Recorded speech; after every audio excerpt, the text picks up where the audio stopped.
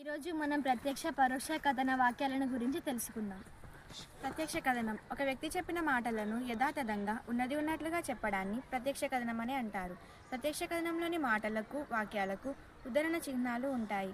ప్రత్యక్ష కథనంలో ఉన్నవన్నీ ఉత్తమ పురుష కథనంలోకి మారుతాయి. ప్రథమ పురుషంతో ఉన్న పదాలు అనగా తమను, తాము, తాను, తాము వంటివి ఉత్తమ పురుషంలోకి నేను, మేముగా మారుతాయి. పరోక్ష కథనం ఇతరులు చెప్పిన మాటల్ని మన మాటలో చెప్పడాన్ని పరోక్ష కథనం అంటారు.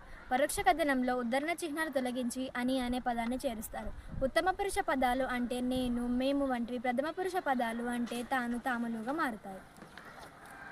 ఉదాహరణకు నేను నా దేశాన్ని ప్రేమిస్తున్నాను అని మహేష్ అన్నాడు. పరోక్ష కథనంలో తాను తన దేశాన్ని ప్రేమిస్తున్నానని మహేష్ అన్నాడు. ప్రత్యక్ష కథనంలో నా పుస్తకాలు నా కాగితాలు ఏవి అని శ్రీనివాస్ అడిగాడు. పరోక్ష కథనంలో తన పుస్తకాలు తన కాగితాలు ఏవని శ్రీనివాస్ అడిగాడు. ప్రత్యక్ష కథనంలో మేము వేసవి సెలవులలో మా అమ్మమ్మ గారింటికి వెళ్ళాము అని రాజు అన్నాడు. పరోక్ష కథనంలో వేసవి సెలవులకు తాము తమ అమ్మమ్మ గారింటికి వెళ్ళామని రాజు అన్నాడు.